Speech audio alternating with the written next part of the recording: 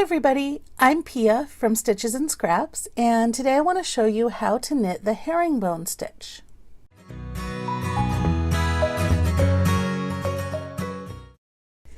Now this swatch that I'm using is actually a blanket square, and you'll notice it has a garter stitch border. Herringbone stitch is a stockinette type stitch. It's all knits on the front and all purls on the back, so it will curl naturally without some sort of border on it, and the border will help keep it from curling quite as much. So let's take a look at how to do it. We're on the right side of the work, which is the knit side, and I've just finished the border. So now let's start on the herringbone stitch. The first thing we need to do is a slip-slip knit. And what a slip-slip knit does is it takes these first two stitches here and one by one turns them around to face the opposite direction, and then we knit through them. So let's do that. Normally we would slip a stitch purlwise to keep it going straight, correct? But in this case we're going to slip it knitwise, which takes, see how this is the front leg? It takes it and turns it around so that that becomes the back leg. Let's do that to this stitch as well. So this is the front leg, and now we're going to turn it around and that leg is at the back. Okay? Then we're going to knit. So put this needle back in to your two stitches just like this, so we're not turning them around anymore, okay? And then just go ahead and finish your knit stitch. And what that's done is it's turned both of those stitches around. Now normally for a slip-slip knit we would take both of these stitches off the left needle. In this case we're not going to do that. We're just going to take one of the stitches off the left needle and leave the other one there. So now we haven't decreased anything.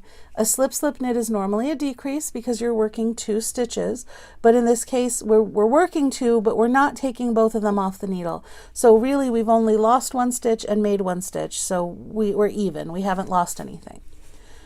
So now we're going to do it again, but there's a difference.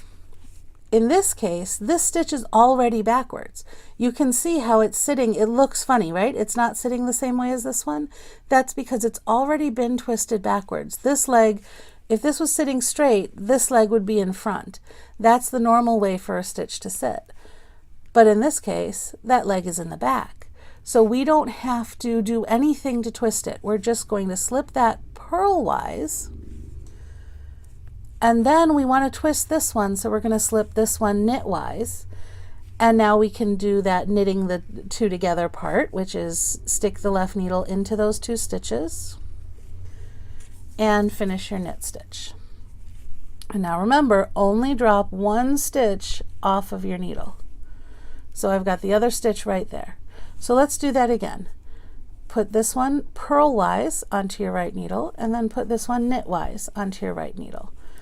Stick your left needle in and then finish your stitch like you normally would, but only slip one loop off of your left needle. And that's what we're going to do all the way across the knit row. So I'm going to show you a little bit faster now. Slip, slip knitwise, knit the two together. Okay, slip, slip knitwise, knit the two together. Now with all the twisting going on, it's really easy to get your tension very tight, and this stitch is a little bit more dense than like a garter stitch or a stockinette, so it will be tighter.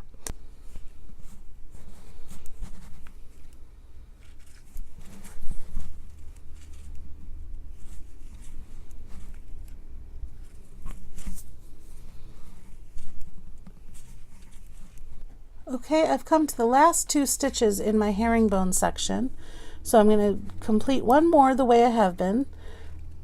Slip one purlwise, slip one knitwise, and then knit them together. And then for the last stitch, I'm just going to take and knit it. Nothing special there.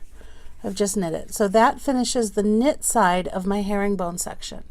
A word of warning, when you first start this, you're going to think you're doing it wrong because the pattern doesn't actually really show up until you have about 3 rows in.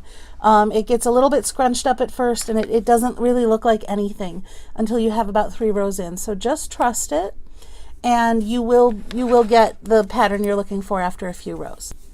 So I'm just going to finish my border, and then I'll show you what the purl side looks like. Okay, we're on the wrong side, which is the purl side, and I've just finished my border, so let's take a look at this side. This is actually a little bit easier than the front side because all we're going to do is purl 2 stitches together, and I've made this a little bit tight, I apologize. Okay, there we go. So bring your yarn to the front, and then we're going to purl 2 stitches together, and then slip one of those stitches off the needle, and then purl the next 2 together, and slip one of those stitches off the needle. So again, we're doing decreases, but only slipping 1 stitch off the needle, so ends up not really being a decrease. So purl 2 together and slip 1 off the needle. So similar concept to the front, but a few less steps, and the back actually goes quicker.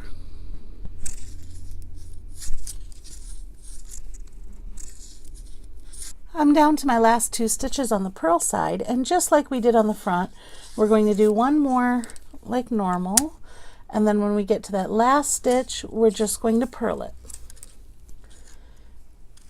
And then I've just got my border to do, and I will show you what it looks like. So this is the wrong side of herringbone stitch. It's an interesting pattern. It's not quite the herringbone pattern, but it doesn't look bad by any means. So this is great for a blanket square or something where the back side of the fabric is going to show. And then this is what the beautiful front side looks like. And you can see those lines that are going this way and that way. When you look at it closely, the purl side actually gives us the lines that are going to the right, and the knit side actually gives us the lines that are going to the left. So when you put them 2 together, you get the beautiful herringbone texture. That's how you knit the herringbone stitch. Thanks for watching.